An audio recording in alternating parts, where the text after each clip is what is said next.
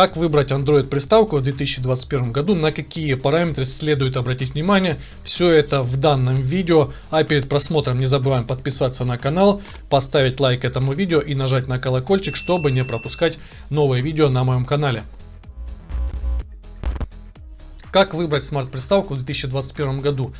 Очень часто люди путают вот это вот понятие, когда выбирают 4 на 128, 4 на 64 памяти, там 4 на 32, боясь того, что там 2 на 8, 2 на 16 это будет хуже приставка. Все определяют почему-то по объему оперативной памяти и ПЗУ, постоянное запоминающее устройство, на которое сохраняются файлы и приложения. Это не самый важный критерий, по которому стоит выбирать приставку. А приставку следует выбирать по другим критериям, абсолютно другим критериям. И на первое, на что я хотел бы обратить внимание, на то, для чего вам вообще нужна приставка, какую цель вы преследуете с вот этой вот приставкой. Смотреть контент, играть какие-то игры, смотреть какой контент, 4К, Ultra HD контент, либо же вам достаточно там какого-то среднего качества, Full HD, может быть просто HD. Будете ли вы смотреть IPTV в высоком разрешении, либо же у вас будут какие-то приложения, которые не требуют особых характеристик для приставки. Но следует первым делом определиться с бюджетом, который вы хотите потратить на приставку. Если это бюджет в районе $50, скажем так, меньше $50, сразу скажу, что в этом бюджете супер каких-то наворотов и супер особенностей ждать от приставки не стоит. Все то, что стоит до $50, это приставки такого вот минимального набора, на которых можно посмотреть в принципе 4К видео. Я делал обзоры на массу таких приставок, начиная от X96 Max Plus. Посмотрите на моем канале, на которую, кстати, наверное, наиболее количество продаж припадает вот именно на X96 Max Plus, даже, наверное, Max Plus 2. На TOX 1 и так далее. Но все то, что до $50, не следует ожидать от чего-то такого, от этих приставок, чтобы было там сверхъестественным по показателям. Они будут греться, они будут, естественно, там иногда подвисать, лагать и так далее. Все то, что от 50 до $100, это уже более-менее средним уровнем можно назвать. Так вот, какие же нужны и важны главные характеристики для Android Smart приставок? Первое и главное в приставке — это не объем оперативной памяти, не объем запоминающий ПЗУ, постоянного запоминающего устройства, то есть не объем накопителя, а именно процессор. Процессор выполняет все действия, процессор — это главная составляющая Android Smart TV Box. В принципе, и в любой технике процессор одно из самых важных. Процессор будет влиять и на скорость работы, и на производительность, и на то, насколько будет приставка греться, в принципе, сам процессор. Поэтому первым делом нужно обращать внимание на процессор. От него и будет отталкиваться и цена, по сути, Android TV Box. Нужно также обращать внимание на то, насколько вы хотите, чтобы было актуальным ваше устройство. Если вы рассчитываете на то, чтобы устройство было актуальным несколько лет, тогда нужно бюджет заложить более $50. Если вам нужно устройство, которое будет работать и будет актуальным, там годик, вы сможете посмотреть, актуально обновляться и так далее, то это $50 вам достаточно для этой задачи. Также один из важных параметров для вас, нужно сразу определиться: вы будете подключать приставку по Wi-Fi, либо же это будет LAN соединение, то есть через кабель. Если у вас роутер стоит далеко, находится далеко от того места, где вы планируете устанавливать приставку, и возможности провести LAN кабель к этой приставке у вас такой возможности не будет, тогда стоит остановиться свой выбор на приставках с выносной антенной для Wi-Fi, потому что Wi-Fi соединение одно из также важных критериев стабильной работы видеоконтента на приставке. Если у вас Wi-Fi роутер далеко, и в принципе, если вы собираетесь работать по Wi-Fi, обратите внимание в моих видео на обзорах на то, как хорошо работает Wi-Fi модуль в приставке, какую скорость он выдает. Это тоже будет важно для вас, чтобы потом не проводить кабеля и не мучиться с вот таким вот зависающим контентом на приставке. Итак, перейдем к самым основным и важным параметрам по приставке. Первое, что важно, это процессор. Не объем оперативной памяти, не объем хранилища, то есть там 4 на 64, 128, это важно, конечно же, но не настолько важен процессор. Процессор — одно из самых главных устройств в данной приставке. Процессоры актуальны на данный момент, это AMLogic, одни из самых ходовых, наверное, и актуальных. Это процессоры S905X4, S905X3 также можно выбрать, если у вас бюджет до $50. Также S922 процессор, это такой, который будет у вас уже работать скажем так, уже выше уровнем будет приставочка, ну, на нее, соответственно, бюджет нужно заложить будет побольше. Это один из самых топовых процессоров на данный момент. Он имеет 6 комбинированных ядер, 4 высокопроизводительных Cortex A73 для сложных задач и 2 A53 для более простых целей. Хорошим вариантом также будет процессор Logic S905X4.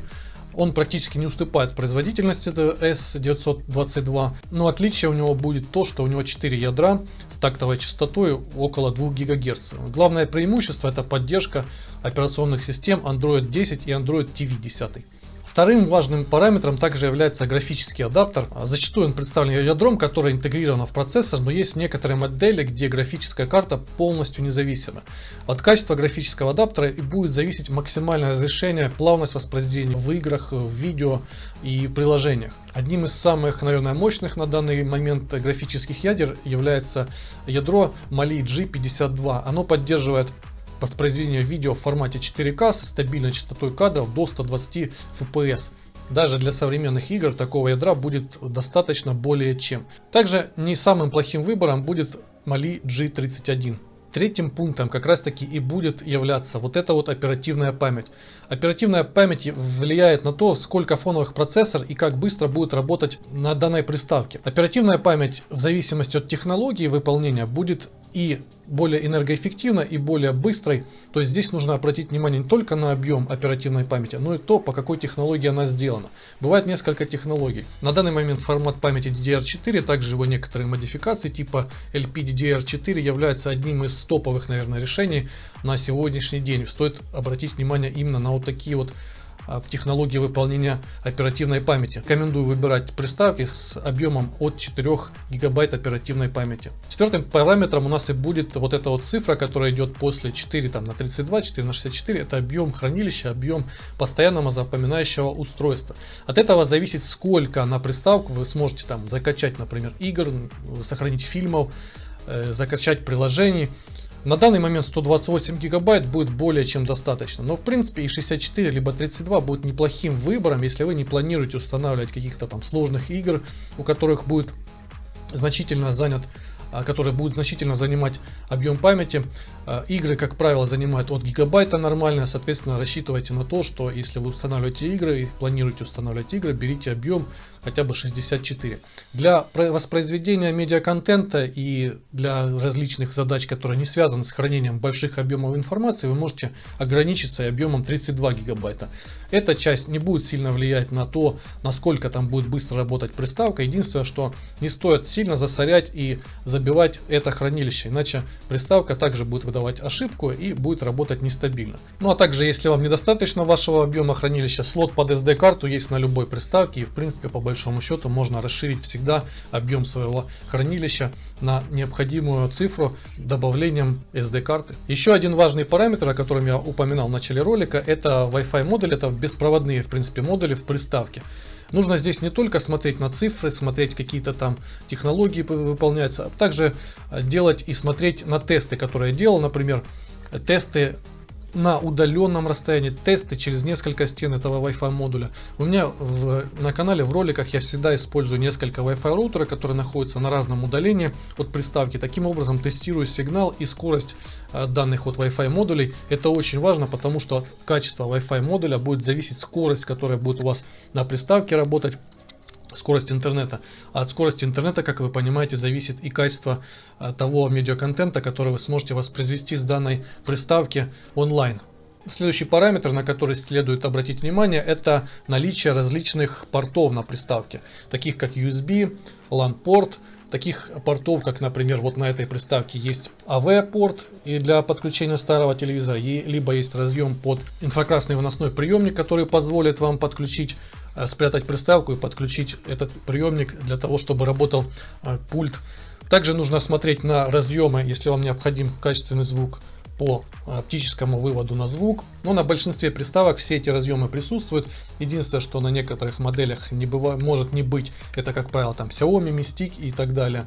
Нет разъема LAN-порта, нет иногда вывода для подключения старого телевизора. Как решить эту проблему, также есть видео на моем канале, посмотрите его.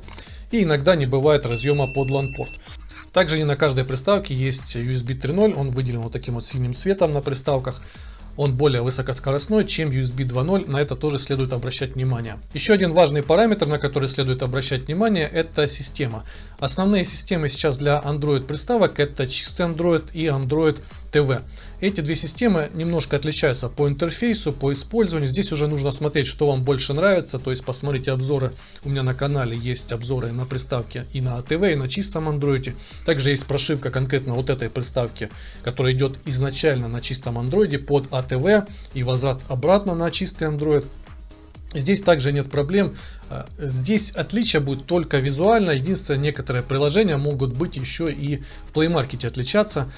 Но, как правило, 90% всего того, что можно поставить на чистый Android, ставится и на АТВ. Здесь уже дело вкуса. Выбирайте то, что вам больше нравится. Вот такие вот основные характеристики. Не буду растягивать видео, по которым стоит выбрать приставку, на которые стоит ориентироваться. Смотрите больше видео на моем канале, смотрите обзоры и делайте свои выводы. Если будет этого недостаточно, напишите в комментариях. Всем спасибо, пока.